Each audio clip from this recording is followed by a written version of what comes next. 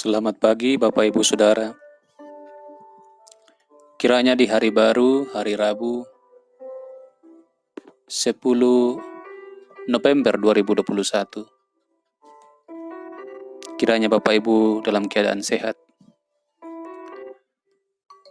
Kiranya tetap menikmati kasih Tuhan dalam berbagai keadaan. Seperti biasa, kita akan mendengarkan firman Tuhan. Hari ini dari Perjanjian Lama, 1 Samuel pasal 1. 1 Samuel pasal 1. Sebelum membacanya, saya mengajak kita berdoa. Kami bersyukur kepadamu Tuhan untuk segala kebaikan-Mu. Engkaulah Allah, Engkaulah Tuhan kami. Engkaulah yang memenuhi kebutuhan-kebutuhan kami. Kebutuhan terbesar, pengampunan dosa di dalam Kristus Yesus, yang membawa jaminan kepastian kehidupan di sorga bersama Tuhan. Kami bersyukur untuk segala berkat-Mu. Kami akan membaca, mendengar merenungkan firman Tuhan. Kami tahu kami terbatas. Kami mohon Tuhan sendiri menolong kami memahami, mengerti, diingatkan, ditegur, dikoreksi, sehingga kami hidup sebagaimana Tuhan kehendaki. Dalam nama Tuhan Yesus kami berdoa. Amin. 1 Samuel pasal 1 ayat 21 sampai 28. 1 Samuel pasal 1 ayat 21 sampai 28. Elkana, laki-laki itu, pergi dengan seisi rumahnya, mempersembahkan korban sembelihan tahunan dan korban nasarnya kepada Tuhan. Tetapi Hana tidak ikut pergi, sebab katanya kepada suaminya, "Nanti apabila anak itu cerai susu, aku akan mengantarkan dia. Maka ia akan menghadap ke hadirat Tuhan dan tinggal di sana seumur hidupnya." Kemudian Elkana, suaminya itu berkata kepadanya, "Perbuatlah apa yang kau pandang baik. Tinggallah sampai engkau menyapi dia. Hanya Tuhan kiranya menepati janjinya." Jadi tinggallah perempuan itu dan menyusui anaknya sampai disapihnya. Setelah perempuan itu menyapi anaknya, dibawanyalah dia dengan seekor lembu jantan yang berumur 3 tahun, 1 eva tepung dan sebuyung anggur. Lalu diantarkannya ke dalam rumah Tuhan di Silo. Waktu itu masih kecil betul kanak-kanak itu. Setelah mereka menyembelih lembu, mereka mengantarkan kanak-kanak itu kepada Eli. Lalu kata perempuan itu, "Mohon bicara tuanku. Demi tuanku hidup, akulah perempuan yang dahulu berdiri di sini dekat tuanku untuk berdoa kepada Tuhan. Untuk mendapat anak inilah aku berdoa.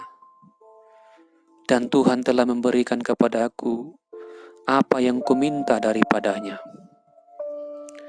Maka aku pun menyerahkannya kepada Tuhan. Seumur hidup terserahlah ia kiranya kepada Tuhan." Lalu sujudlah mereka di sana menyembah kepada Tuhan. Amin. Bapak, Ibu, Saudara-saudara, dari bacaan ini saya beri judul renungan, menepati nazar kepada Tuhan. Menepati nazar kepada Tuhan. Bapak, Ibu, Saudara-saudara, nazar adalah sebuah janji, semua komitmen iman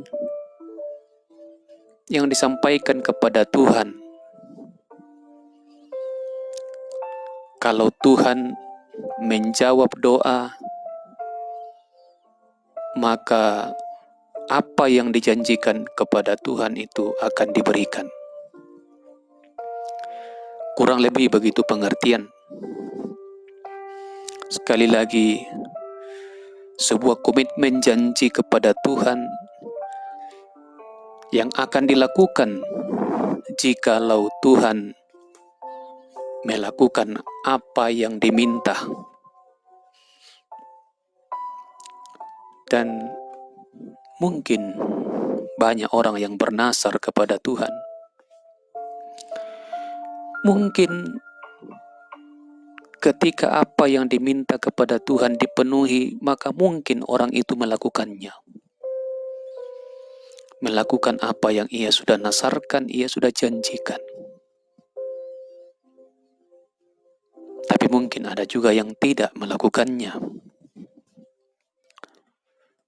Mungkin karena banyak pertimbangan dan alasan-alasan yang lain. Bacaan kita tentang seorang perempuan di Israel ketika saat itu Israel belum dipimpin oleh raja. Ketika mereka dari Mesir, mereka dipimpin oleh hakim-hakim. Dan di samping hakim-hakim juga ada imam, di mana dalam bacaan kita 1 Samuel, imam itu tinggal di Silo. Yerusalem belum menjadi pusat peribadatan karena kemudian sekali baru Yerusalem menjadi pusat peribadatan. Di Silo disebut di pasal 1 ayat 9, bait suci Tuhan. Kalau dikaitkan dengan pasal 2 ayat 22, pintu kemah pertemuan, maka kemungkinan besar yang dimaksud adalah kemah suci yang mereka bawa dalam perjalanan dibuat zaman Musa. Di Silo, Imam Eli bersama dengan anaknya bertugas.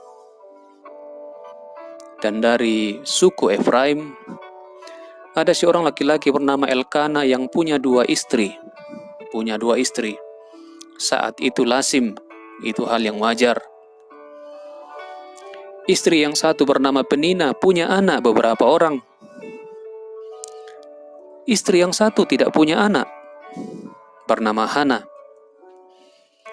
Dan sebagaimana lazimnya, setiap laki-laki Israel harus datang menyembah kepada Tuhan 3 kali dalam setahun.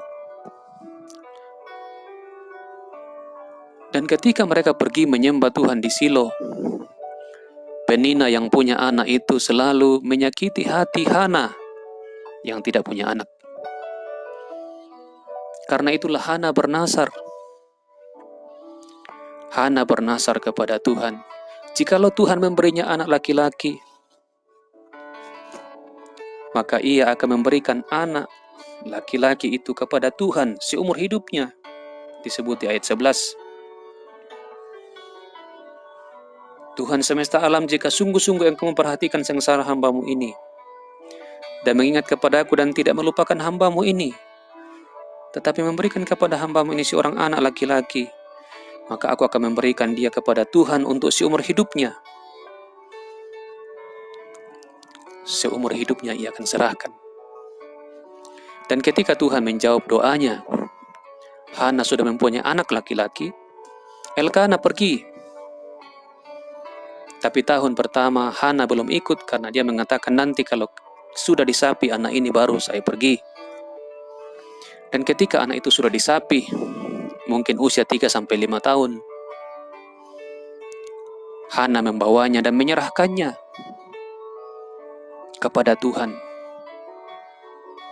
Ia mengatakan kepada Eli di bacaan kita, untuk mendapat anak inilah aku berdoa dan Tuhan telah memberikan kepadaku apa yang kuminta daripadanya. Ayat 27.